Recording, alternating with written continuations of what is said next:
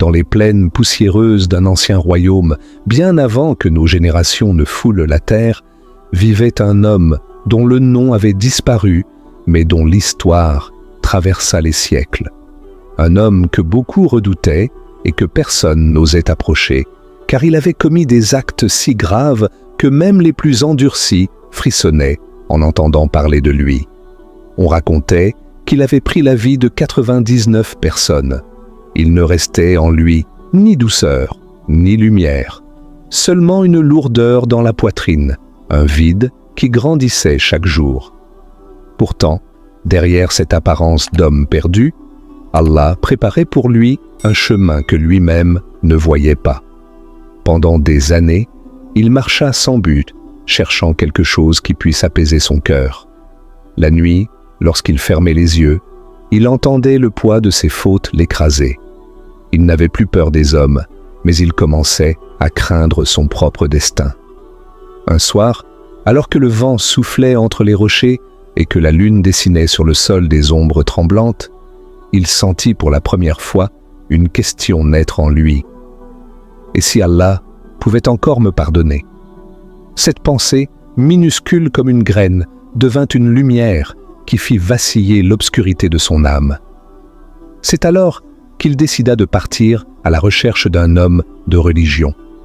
Quelqu'un capable de lui dire s'il restait une porte ouverte vers la miséricorde.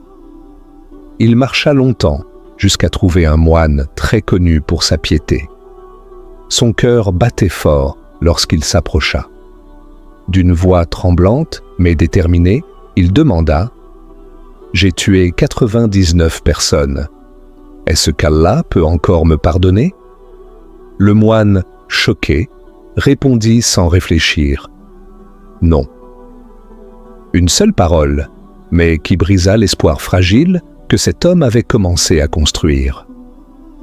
Dans un élan de désespoir et de colère, il tua cet homme, et la lourdeur sur son cœur devint encore plus grande.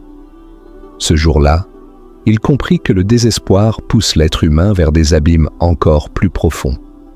Il comprit que la mauvaise parole peut détruire celui qui cherche la guidance, et il comprit que le désespoir est une arme du shaitan, celui qui pousse l'homme à croire que la porte d'Allah est fermée alors qu'elle est ouverte jusqu'à son dernier souffle. Mais malgré cette nouvelle faute, quelque chose avait changé en lui. Car après la colère, un regret immense naquit. Il s'agenouilla dans le sable, la tête entre les mains, et pour la première fois, ses larmes coulèrent. Il dit « Ô mon Seigneur, je ne sais rien, je ne comprends rien, mais je sens que tu es plus grand que mes fautes. Guide-moi vers celui qui pourra m'aider. » C'est ainsi qu'il repartit, avec 100 crimes sur les épaules, mais avec une sincérité qu'il n'avait jamais connue auparavant. Après plusieurs jours de marche, il arriva dans un autre village où vivait un véritable savant, un homme doux, humble, patient, aimant Allah et aimant aider ceux qui revenaient vers lui. L'homme pécheur entra, le cœur brûlant, et demanda « J'ai tué 100 personnes. Est-ce qu'Allah peut me pardonner ?» Le savant le regarda longuement. Il vit dans ses yeux quelque chose que personne n'avait remarqué. Une douleur immense, mais aussi une sincérité prête à briser des montagnes. Il posa sa main sur son épaule et répondit « Qui peut barrer la route de la miséricorde d'Allah? Qui peut empêcher le pardon du très miséricordieux? Va, quitte cet endroit où tu as commis tant de mal et pars vers la terre des gens pieux. Là-bas, tu trouveras la paix, un nouveau départ. Change de compagnie, change de vie, change de chemin.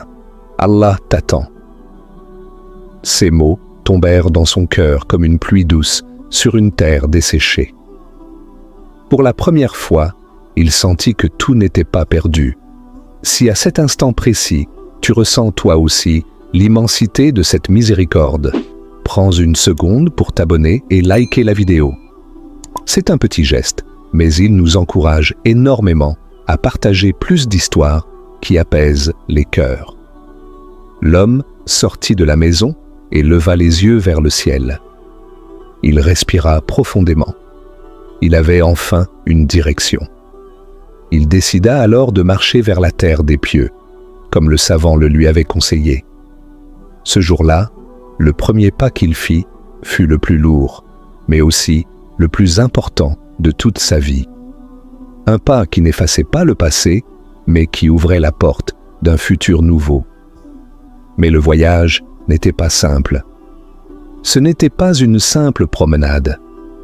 Le soleil était brûlant, le sable brûlait ses pieds, et chaque mètre parcouru était une lutte contre son propre corps fatigué. Il avait faim, il avait soif, mais sa soif de pardon était plus forte que sa soif d'eau. Il se rappelait ses erreurs, ses crimes, et cela le poussait à avancer, encore et encore, refusant de s'arrêter, refusant de regarder en arrière. Il voulait changer, il voulait vivre. Soudain, alors qu'il était au milieu du désert, son cœur commença à faiblir. Son souffle devint court. La mort approchait. Il le sentait. Ses jambes ne le portaient plus. Il tomba à genoux, puis s'écroula sur le sable chaud. Mais même à terre, même en train de mourir, il essayait de ramper. Il poussa son torse vers l'avant, essayant de gagner quelques centimètres de plus vers la direction du bien, vers la direction d'Allah. Et c'est dans cet effort ultime qu'il rendit son dernier soupir. C'est alors que l'invisible se dévoila. Les anges descendirent du ciel. Les anges de la miséricorde, lumineux et doux, et les anges du châtiment, sévères et effrayants. Une dispute éclata entre eux au-dessus de son corps inanimé. Les anges du châtiment dirent « Il n'a jamais fait de bien dans sa vie. Il a tué 100 personnes, il nous appartient. » Mais les anges de la miséricorde répondirent « C'est vrai, mais il est venu repentant, le cœur tourné vers Allah. Il a quitté le mal pour chercher le bien. » Alors, Allah envoya un ange sous forme humaine pour juger entre eux. Il leur dit « Mesurez la distance. S'il est plus proche de la terre du mal qu'il a quitté, prenez-le pour le châtiment. Mais s'il est plus proche de la terre des pieux qu'il voulait rejoindre, il est à la miséricorde. » C'est là que se produisit le miracle. En réalité, l'homme était peut-être plus proche de son point de départ. Mais Allah, connaissant la sincérité qui brûlait dans sa poitrine au moment de sa mort, ordonna à la terre elle-même de bouger. Il commanda au sol du côté du mal de s'éloigner et au sol du côté du bien de se rapprocher. La terre obéit à son Créateur pour sauver cet homme.